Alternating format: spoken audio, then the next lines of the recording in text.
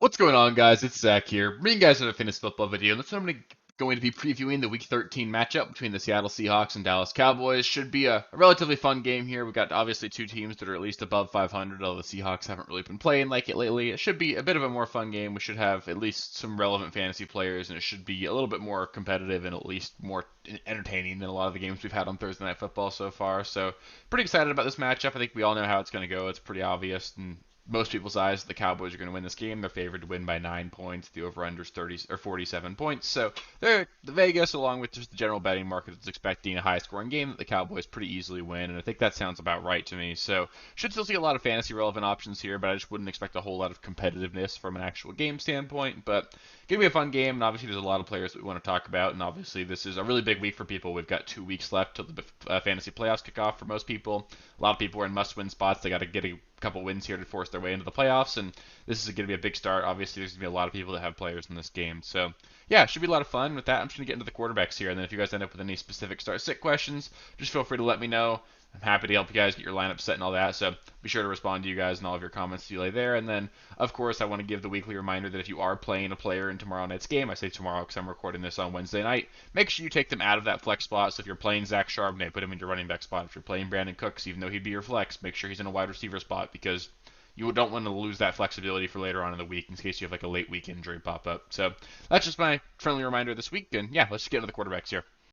So starting things off with the quarterback position, I think it's pretty easy for this game. Obviously, Dak Prescott. There's no way you're benching Dak right now. He's the quarterback one on the season over the last 4 weeks. He's just looked absolutely incredible. He's throwing the ball extremely well. He's got 19 touchdowns to 2 interceptions over those last 8 games. He's just playing really well, and I know that a lot of that's been just a really nice and easy schedule for them, but that doesn't change this week. The Seahawks defense has not been great at all. They're 22nd ranked in the NFL against in terms of yardage allowed. It's just not a very good defense, to be completely honest. So the Seahawks shouldn't really be able to stop this Cowboys offense at all. And I think it's fair to say that they're probably going to give up a lot of points. So there's no way I'd be benching Dak Prescott. And then Geno Smith, there's no way I'm playing him. He's looked bad to even awful at points this season.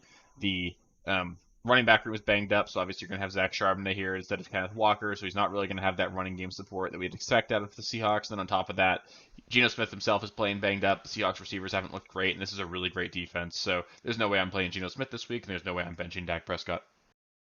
Moving on to the running backs here, it's again pretty easy for me, I think. I think Tony Pollard, he's a lock in your lineups for sure. He's a fringe top 10 play for me. He's scored in 2 straight games. And just watching him play football, he looks like he's playing a little bit better. He's actually breaking some tackles. Looks like he's got a little bit of that speed back. And I think it's sort of something that maybe we should have expected coming into the season. Obviously, he did have a major injury in the playoffs last season. I know a lot of times it's pretty easy just to look at a broken bone like that and assume, oh, it'll be 100% once the season kicks off. But you've obviously got to understand that he's a guy that wasn't able to put in the full level of practice and working out over the offseason that he normally would if he was healthy. So it's fair to assume that maybe there should have been a little bit of rust to kick off, a little bit of just getting back in football shape there. And I know it took a while, but I think we're sort of seeing the Tony Pollard that we wanted to coming into the season. This is a really bad Seattle run D. They've been getting carved up over the last several weeks. Just look at what Christian McCaffrey did last week, and then look at what Brian Robinson did to them just 2 weeks ago. So this is a really bad Seattle run D. Tony Pollard's a fringe top 10 option, if not a top 10 option. So there's no way there's no way I'm sitting Tony Pollard this week. Rico Dowdle, I just want to mention him. This game could end up being a blowout. Like I said earlier, Vegas is expecting Dallas to win this game by 9 points. I wouldn't be shocked at all if this game ends up just being completely one-sided. The Seahawks got blown out last week against San Francisco at home.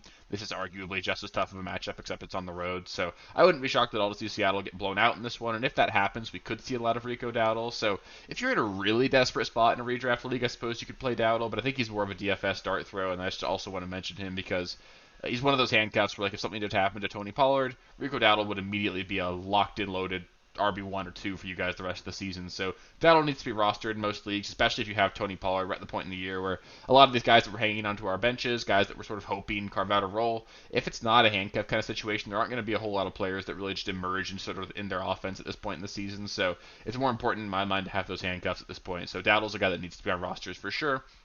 And then for the Seahawks, Zach Charbonnet, I mentioned already that Ken Walker's likely to sit out this one. He's currently listed as doubtful, so I'm just assuming Kenneth Walker's not playing in this one. If Ken Walker played, I'd probably sit both Seattle running backs, but that's not going to be a thing here. Zach Charbonnet is going to get a ton of volume in this one. I bet he ends up seeing about 20 opportunities. He had 21 2 weeks ago, had 18 opportunities last week, so about 20 total opportunities, and that's touch or carries plus targets.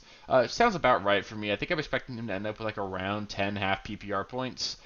But obviously he's got upside if he could fall in the end zone. I think he's a solid running back 2 option. You're obviously hoping for a touchdown. I don't know how likely it is. The Seahawks probably score 1 or 2 touchdowns tomorrow, so I don't love his odds of falling in the end zone, but he's got a shot to. He's a good player. He looked good last week. The Seahawks just really couldn't get the ball moving against San Francisco. But if they have a little bit more success on offense, I think there is a little bit of upside for Charbonnet here. And just for context as well, in the one league I have him, I am playing him this week. So it's him or T. Higgins for me in that league. So it's not a super tough decision, but I do lean Charbonnet in that situation.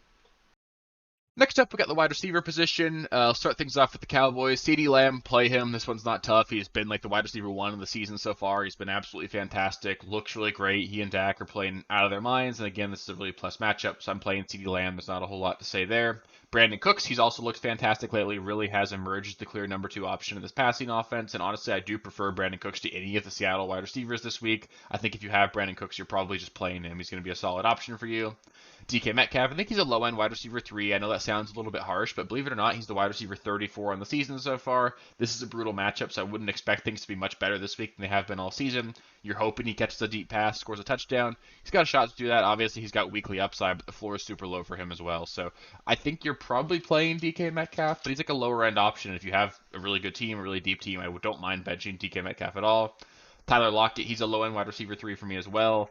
Not a great last couple of weeks for him. Obviously, like 5 for 51 2 weeks ago. Had 3 for 30 last week. 2 straight mediocre weeks here. I know Lockett's the kind of player that can sort of be a boomer bust guy. Obviously, he's got an opportunity to score any given week. So, again, kind of like DK, you can play him. Just don't expect him to like win you your matchup. You're hoping they end up being the receiver on the team that catches a touchdown. I think out of the 3 Seattle wide receivers, like probably one of the 3 ends up with a decent fantasy game here. So just know that you're rolling the dice there. I don't really see a world where 2 of them end up being good. And JSN, I'm obviously sitting him.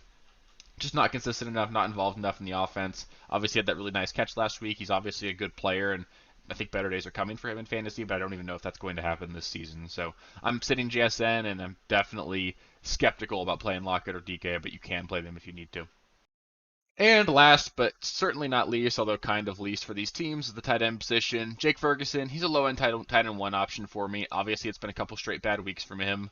I think I would at least check the waiver wire if you have him. If there's a guy like David Njoku, Pat Freiermuth, even potentially Juwan Johnson. I think those are options that I would consider looking at. Juwan Johnson I just bring up because there's a potential here that basically every single pass catcher for the Saints is inactive this week. If that happened, you'd probably see a lot more involvement for the tight ends in this one. So I think with Jake Ferguson, you do need a touchdown for him to pay off. Obviously, that's a scary proposition, although there are going to be a lot of points scored by Dallas in this game. There's certainly an opportunity for him to do that there, but he's not a guy that gets a ton of targets. He doesn't get utilized between the 20s like super high rate, so there is risk there. Obviously, the floor is super low with Jake Ferguson, but I understand the tight end position's brutal, so you can play him. Just understand that he's not my favorite play this week. And then for the Seahawks, don't play a Seattle tight end. They aren't involved in the offense. I don't even know which one I would tell you to play. If I was going to tell you one, it could be Fant, it could be Disley, could be Parkinson. Just not going to play a Seattle tight end here. Don't even think about it there. So that'll do it for the Thursday Night Football Primer. Hopefully we get a pretty fun game here between the Seahawks and Cowboys. Just hopefully we get some points, a lot of fantasy involvement, and have a good start to the week. And then obviously Saturday morning you guys will get the start-sit video. I'll go over every single other matchup this week. Make sure I go player by player and tell you guys who should and shouldn't be in your fantasy lineup. So make sure you stay tuned for that one. Make sure you subscribe to the channel so that you don't miss it. And then Sunday morning, 1 hour before the morning games kick off, so 9 a.m. Pacific time, 12 p.m. Eastern time, I'll be doing my usual live stream. I'll go over last-minute injury updates, answer your questions on air, get you guys your start-sit questions answered, and get you guys ready to win this week in what is really a super important week. So if there's ever a week to hop onto that live stream, now's the best week to do it because these weeks are absolutely crucial, and I want to do my best to help you guys get all set. And obviously, there's going to be information that comes out even as late as Sunday morning. So being as involved and up to date as possible up to that last minute is going to be super critical to helping you get us just set up and poised for success as possible so far. So really appreciate you guys taking the time to watch all these videos. I really appreciate you all. It's been super fun watching the channel grow. We're at like 970 subscribers right now, so we just need 30 more to hit that goal of 1,000. If you haven't subscribed already, please do just get us there. It'd be super cool to hit that goal by the end of the season. So I appreciate all you guys, and I'll catch you next time. Good luck Thursday Night Football. Thank you guys for watching. If you haven't already, please be sure to subscribe to the channel, like the video, check out these other videos here if you haven't. If you want more content, please feel free to follow me on Twitter at RealSteelFFB. I'll be more active on there as the season goes on. Thanks. Catch you later.